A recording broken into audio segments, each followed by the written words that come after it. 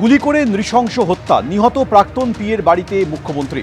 চন্দ্রনাথ রথের ছবিতে মালা দিয়ে শ্রদ্ধা জ্ঞাপন, পরিবারের সদস্যদের পাশে থাকার আশ্বাস।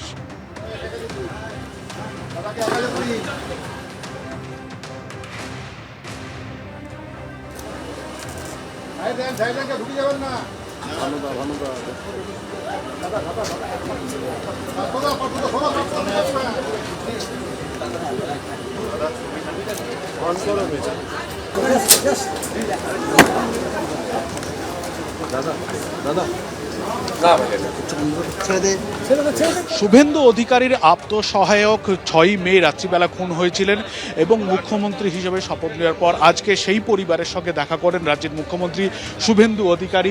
এমনকি চন্দ্রনাথ রথের যে মা রয়েছেন তার সঙ্গে কথাবার্তা বলেন এবং চন্দ্রনাথ মায়ের যেটা বক্তব্য, যে ভবানীপুরে হাটটা মুখ্যমন্ত্রী মমতা বন্দ্যোপাধ্যায়, প্রাক্তন মুখ্যমন্ত্রী মমতা বন্দ্যোপাধ্যায় হয়তো মেনে নিতে পারেননি, যার জন্য হয়তো তার ছেলেকে এইরকমভাবে চলে যেতে হলো। এবং তিনি এও জানালেন যে বর্তমান রাজ্যের মুখ্যমন্ত্রী শুভেন্দু অধিকারী এই যে খুনের ঘটনাতে দোষীরা উপযুক্ত শাস্তি পাবে, অন্তত এমনটাই আশ্বাস দিয়েছেন এবং সেই আশ্বাসে কিন্তু আশ্বস্ত এই চন্দ্রনাথের পরিবার। চণ্ডীপুর থেকে ক্যামেরায় সন্দীপ পালের সঙ্গে বিটন চক্রবর্তী, এবিপি আনন্দ, পূর্ব মেদিনীপুর। গত 6 তারিখ গুলি করে নৃশংস হত্যা করা হয়েছিল চন্দ্রনাথ রথকে। শুভেন্দু অধিকারী প্রাক্তন আত্মসহায়ককে একেবারে পয়েন্ট ব্ল্যাঙ্ক রেঞ্জ থেকে গুলি করে খুন করেছিল দুষ্কৃতীরা। এরপর চন্দ্রনাথ রথের বাড়িতে আজ যান শুভেন্দু অধিকারী, পরিবারের পাশে থাকার বার্তা দিয়েছেন।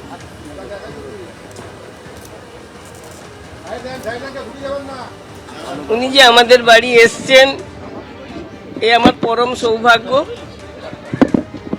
উনি যে আমার ছেলেকে মনে রেখেছেন এবং অনেকে পদ পাওয়ার পর ভুলে যান, কিন্তু উনি মনে রেখে আমার বাড়ি পর্যন্ত এসেছেন এবং উনিও কান্নাকাটি করছেন এবং উনি বলেছেন আমাদের পরিবারের পাশে সব সময়ের জন্য আছেন এবং দোষীদের কঠোর থেকে কঠোরতম শাস্তি চাইছেন।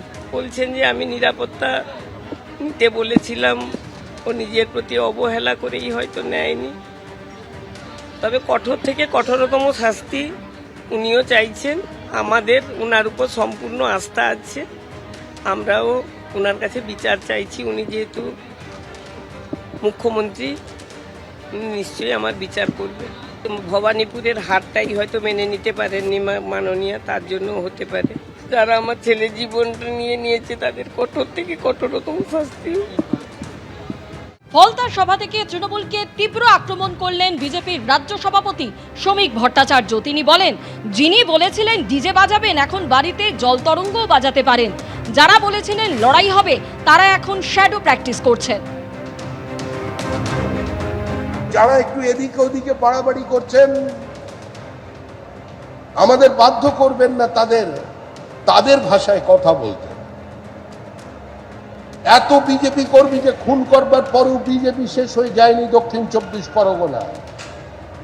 জেসিপি দিয়ে এত বাড়ি ভাঙার পরেও, এত আগ্রাসনের পরেও, পঞ্চায়েতকে বিরোধী শূন্য করেও বিজেপিকে আপনারা দক্ষিণ 24 পরগনায় কিংবা ডায়মন্ড হারবারে শেষ করে দিয়ে যেতে পারেন। যিনি বলেছিলেন ডিজে বাজাবেন, আমি বলছিলাম হারমোনিয়াম, জলতরঙ্গও বাজাতে পারে সব বাড়ির মধ্যে। যারা লড়াই করবেন বলছিলেন, তারা বাড়িতে এখন শ্যাডো প্র্যাকটিস করছেন, শ্যাডো প্র্যাকটিস।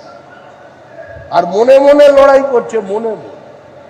কেউ কেউ ভাবছেন আমি মোহাম্মদ আলীর সঙ্গে ফাইটিং করছি, মাইক টাইসনের দিকে ঘুষি চালাচ্ছি।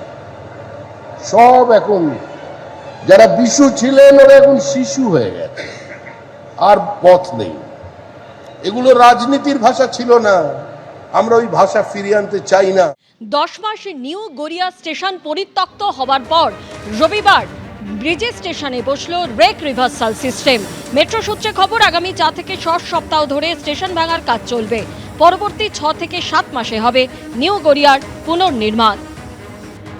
মেট্রো সূত্রে খবর, আগামী 4 থেকে 6 সপ্তাহ ধরে স্টেশন ভাঙার কাজ চলবে।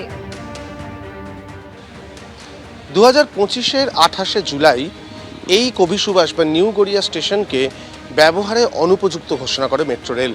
বেশ কয়েকটি ফাটল এবং তারপরই এই সিদ্ধান্ত। আর অবশেষে সেই স্টেশন ভাঙার কাজ শুরু হচ্ছে।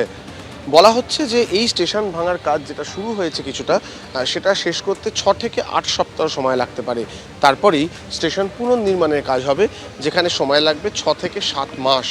এবার এটাই দেখার যে কত তাড়াতাড়ি নিউ গড়িয়া স্টেশনকে মূল যে ব্লু লাইনের যে পরিষেবার যে ধারা তার সঙ্গে সংযুক্ত করা যায়।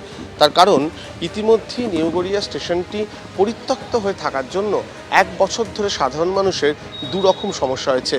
একদিকে এই অবধি আসতে পারেননি মানুষ, আর যেহেতু এই নিউ গড়িয়া স্টেশন থেকেই আবার শুরু হচ্ছে অরেঞ্জ লাইন, তাই বাকি পরিকাঠামো ঠিক থাকলেও দুটি লাইন জোড়ার যে সুবিধে সেটা পাননি সাধারণ যাত্রীরা।